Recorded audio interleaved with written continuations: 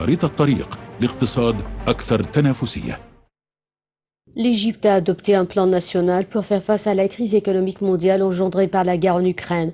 C'est ce qu'a déclaré le Premier ministre Mostafa Madbouli lors d'une conférence de presse internationale tenue le 15 mai dernier avant de dévoiler les détails de ce plan et les mesures envisagées par le gouvernement dans la période à venir à la lumière des scénarios qui prévoient le prolongement de la crise plus que prévu. Renforcer la participation du secteur privé dans l'activité économique est la priorité numéro 1 du plan proposé par le gouvernement qui comprend 4 autres volets. Localiser les industries nationales, mettre en place un plan pour réduire la dette publique et revitaliser la bourse égyptienne et adopter les nouveaux programmes de protection sociale. Le plan vise à faire passer les investissements privés de 30% actuellement à 65% du volume total des investissements dans le pays d'ici 3 ans. Le Premier ministre explique que le secteur privé est l'un des principaux piliers du développement du secteur industriel et de la croissance économique en général. Il joue un rôle majeur dans le processus de localisation de l'industrie nationale que l'État cherche à réaliser pour réduire la facture des importations. Pour atteindre cet objectif, le gouvernement s'active sur plusieurs fronts pour renforcer la contribution du secteur privé, améliorer le climat des affaires, ouvrir des voies de communication directes avec le secteur privé et mettre en place un ensemble d'incitations. Parmi ces incitations, simplifier les procédures d'attribution des terres à des fins industrielles en vertu desquelles les terres sont accordées en usufruit et tarifiées sur la base du coût des infrastructures, réduire les lourdeurs bureaucratiques et offrir des avantages supplémentaires pour les projets verts, les projets dans les secteurs de la santé et les investissements dans les nouvelles villes. Sur un autre volet, le gouvernement a lancé officiellement à la fin mai le document politique de la propriété de l'État. Celui-ci définit la présence de l'État dans les activités économiques en permettant au secteur privé de participer à un certain nombre d'actifs publics estimés à 10 milliards de dollars par an pendant une période de 4 ans. L'État propose au secteur privé des projets dans le domaine des véhicules électriques, des centres de données, des réseaux pour le pétrole et le gaz et l'expansion des usines de liquéfaction du gaz, des tours de communication et de l'énergie éolienne, a souligné M. Madbouli avant d'affirmer que l'intervention de l'État dans l'activité économique était inévitable pour sauver l'économie après 2014. La prochaine période connaîtra une plus grande autonomisation du secteur privé. Le document détermine 3 niveaux de la présence de l'État dans les activités économiques. Il définit ainsi les secteurs où il se retirera complètement partiellement et où il restera propriété. Quant aux critères qui déterminent les actifs détenus par l'État, ils sont nombreux comme le rapport de la marchandise avec la sécurité nationale et les besoins quotidiens du citoyen, la neutralité concurrentielle entre les investissements publics et privés, le niveau de rentabilité des actifs de l'État et les secteurs dont le marché est saturé et qui n'ont pas besoin du soutien de l'État. Le gouvernement a déjà identifié 9 milliards de dollars d'actifs financièrement accessibles et prévoit 15 milliards de dollars d'actifs supplémentaires à céder. Mohamed El-Souidi, président de la Fédération des industries égyptiennes, a déclaré que le secteur privé est un partenaire du gouvernement dans l'élaboration du document sur la politique de la propriété de l'État, soulignant que le plan annoncé par le gouvernement pour augmenter à 65% le taux de participation du secteur privé dans les projets constitue une démarche positive et nécessaire pour renforcer le rôle principal de l'État en tant que régulateur de l'activité économique conformément au mécanisme du marché visant à stimuler les investissements étrangers. كل خطوة في حياتنا بنحسبها بحسبة الاقتصاد، والقرارات بتحتاج خطة واضحة ترسم طريق لاقتصاد قوي مرن تنافسي صامد في مواجهة الأزمات. في 8 سنين قدرنا نخوض التحدي لبناء الاقتصاد المصري، ولسه قادرين نتحد نتكامل نتفق لوضع رؤية للاقتصاد المصري وآليات تعزيزه وفق أفضل الممارسات الدولية. المؤتمر الاقتصادي في الفترة من 23 إلى 25 أكتوبر، فندق المأسة، العاصمة الإدارية الجديدة. خارطة طريق لاقتصاد أكثر تنافسية. Et nous voilà de retour, mesdames et messieurs, pour une édition spéciale de Midi au Caire pour une couverture complète de la conférence économique qui se tient actuellement à la capitale administrative en Égypte. On va commencer par un premier reportage concernant le président Abdel Fattah el-Sisi qui a inauguré hier la conférence économique Égypte 2022 organisée par le gouvernement afin de relever les défis des crises économiques qui ravagent le monde entier et bien entendu qui touchent également l'Égypte. Un reportage. Le président Abdel Fattah el-Sisi a souligné hier que la crise profonde que l'État avait subie au cours des 50 dernières années avait exigé des mesures sévères et dures et des solutions tranchantes et continues pour régler tous les déséquilibres. Le chef de l'État s'exprimait dans son discours à la conférence Économie Égypte 2022, dans la nouvelle capitale administrative. Il a indiqué que faire face aux défis et aux pressions avait nécessité des solutions décisives de la part de l'État et une compréhension de l'opinion publique à cet égard, afin de pouvoir adopter le chemin de la réforme. Le président Assisi a ajouté que faire face aux pressions internes et externes nécessitait un soutien populaire et des sacrifices, que l'opinion publique n'y était pas prête. Toute voie économique et toutes les solutions qui sont présentées exigent des décideurs et de ceux qui en sont responsables d'examiner l'environnement politique, social, culturel et intellectuel en vue de déterminer si cela l'aiderait ou non à passer cette voie, a-t-il précisé. L'accord sur le tracé des frontières maritimes entre l'Égypte, Chypre et la Grèce en Méditerranée et l'Arabie saoudite en mer Rouge a permis à l'Égypte d'économiser 120 milliards de dollars par an pour faire fonctionner les centrales électriques, a déclaré le président Assisi, intervenant lors de l'ouverture de la conférence économique Égypte 2022 à la capitale administrative. Le président a fait remarquer que sans cet accord, les sociétés de prospection n'auraient pas pu opérer dans ces régions et le champ gazier Zohr n'aurait pas été découvert. Le président Assisi a affirmé que la société italienne Eni avait exigé un délai de 5 ans pour la prospection du gaz dans le champ Zohr en Méditerranée, mais qu'il lui avait demandé de réduire cette durée à 18 mois seulement, tout en réglant immédiatement les problèmes rencontrés dans les frontières maritimes égyptiennes. Le président a parlé du volume du travail et de l'effort laborieux et continu fourni par l'État jour et nuit pendant 7 ans.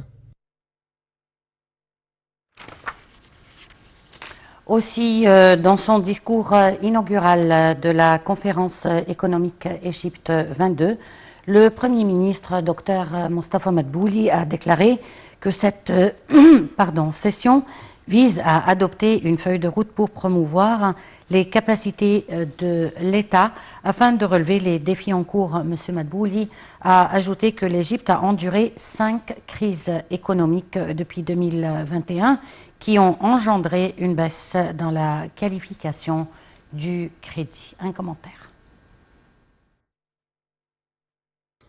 La conférence économique Égypte 2022 vise à élaborer une feuille de route pour l'avenir avec la participation de toutes les parties, a affirmé le Premier ministre Mostafa Madbouli dans son allocution prononcée lors de la séance inaugurale de l'événement organisée en présence du président Abdel Fattah el-Sisi. La conférence économique Égypte 22 illustre la conscience de la direction politique quant à l'importance d'élaborer une feuille de route pour l'avenir de l'économie égyptienne, non seulement par le gouvernement, mais avec la collaboration de toutes les parties, dont les experts, les spécialistes, le monde d'affaires et les partis politiques. La conférence est tenue dans le contexte d'une crise mondiale que les pays du monde n'ont pas connue depuis la Deuxième Guerre mondiale, a-t-il signalé, ajoutant que tous les gouvernements des pays développés et ceux des pays émergents luttent pour survivre et la stabilité. L'Égypte n'est pas à l'écart des pays du monde. Au contraire, elle a été classée par toutes les institutions internationales comme l'un des pays les plus touchés par la crise mondiale, a-t-il poursuivi, rappelant que le président Assisi avait donné des directives au gouvernement d'organiser la conférence économique pour discuter de la conjoncture et de l'avenir de l'économie égyptienne et élaborer une feuille de route claire pour la prochaine période. La feuille de route doit comprendre 2 axes. Le premier concerne la reprise après une crise de court terme, la crise mondiale, et le deuxième concerne des solutions en crise chronique qu'affronte le pays et qui exigent une action sur le moyen et long terme, a souligné le Premier ministre. Il a jugé nécessaire de comprendre la situation économique afin de pouvoir élaborer une feuille de route correcte et de trouver des solutions pour l'avenir. M. Madbouli a jugé nécessaire d'analyser les conclusions de 2 conférences très importantes pour l'Égypte. La première, la grande conférence économique en 1982, et la deuxième est la conférence sur l'avenir de l'Égypte en 2015. Les 2 conférences ont été tenues dans des conditions exceptionnelles, a indiqué M. Madbouli, rappelant que pour la conférence de 1982, l'Égypte était confrontée à d'énormes problèmes, après la guerre de 1973, où des directives économiques spécifiques ont provoqué certaines crises politiques. Pour la conférence de 2015, de graves crises avaient eu lieu en 2011 et 2013, où l'Égypte a connu une vague de terrorisme sans précédent, A-t-il dit, précisons que l'État a entamé des mesures de stabilité politique. Des progrès ont été enregistrés pendant certaines années où le taux de croissance a atteint 7,5%, selon le chef du gouvernement, qui a expliqué que par rapport aux pays à revenus intermédiaires, on trouve que ce pays enregistre une croissance de 5% en moyenne. Le volume des investissements que l'État égyptien a injecté en 2011 avait atteint 40 milliards de dollars, de faibles chiffres, en raison desquels les problèmes de drainage des eaux usées, de bouchons, de coupures d'électricité, de carburant et des bidonvilles ont persisté, selon le Premier ministre. L'Égypte a souffert pendant des années d'une baisse de la croissance et d'un taux de chômage élevé, des problèmes qui se sont aggravés à cause du déficit, de l'augmentation de la dette publique et de la fragilité extérieure qui s'est traduite par la perte des réserves de change, a rappelé le Premier ministre. Le projet de Al Ain Al Sokhna, accélérateur de développement économique pour l'Égypte, le port de Sokhna, enclave économique et commerciale de libre-échange, est un projet conjoint de deux géants, l'autorité du canal de Suez et la société DP World, opérateur portuaire de Dubaï. Ils travaillent ensemble à encourager les investissements étrangers. Un commentaire. La zone internationale de Sokhna se trouve à environ 120 km du Caire. Des liaisons routières de bonne qualité la relient aux 18 millions d'habitants de la capitale. Une manne de consommateurs potentiels qui, de leur côté, peuvent bénéficier, grâce à l'expérience de DP World, d'un meilleur accès à des biens et des services. La plupart des entreprises qui viennent investir à Sokhna y établissent des activités qui facilitent leurs opérations. C'est pour cela que Sokhna peut se targuer d'être l'un des hubs les plus importants avec 87 entreprises présentes actuellement. C'est ce qu'a affirmé Ajay Kumar Singh, directeur général de DP World Sokhna, avant d'ajouter que le port est en plein développement dans l'objectif de devenir l'une des principales portes d'entrée de l'Afrique. Ajay Kumar Singh fait remarquer que les indicateurs macroéconomiques de l'Égypte se sont stabilisés au cours des 2 dernières années, notamment le PIB et la croissance des échanges.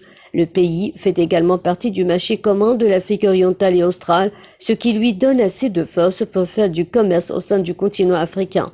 Selon le directeur général de DP World, l'Égypte est aussi en train de devenir l'un des centres de distribution pour toute l'Afrique. Il a rappelé que le gouvernement égyptien a récemment établi une liaison entre Sokhna et l'Afrique de l'Est vers Mombasa, au Kenya, et Dar es Salaam, en Tanzanie. C'est un autre élément essentiel pour les pays, insiste-t-il. Savola Sugar Company est l'une des principales entreprises qui utilisent au quotidien le port DP World Sokhna. Le gouvernement égyptien a mis en place des structures qui les aideront à atteindre les marchés locaux et internationaux. Sharif Abdin, directeur général de Savola Foods pour le secteur égyptien du sucre, explique qu'ils exportent environ 400 000 tonnes de sucre blanc dans la région. Il reconnaît que le fait d'être présent à Sokhna au bord de la mer Rouge leur donne accès au marché de l'Est et de la Corne de l'Afrique, et grâce à la capacité logistique de DP World, ils sont en mesure de toucher les marchés de l'Est, de la Méditerranée et de l'Afrique du Nord. C'est un immense avantage pour eux, à la fois pour l'importation de sucre brut et l'exportation de sucre blanc. DP World Sokhna dispose pour la manutention des marchandises de 2 bassins de 945 000 et 750 000 équivalents 20 pieds. Le port, d'une capacité totale de 4,8 millions de tonnes de fret, en a pris en charge plus de 4 millions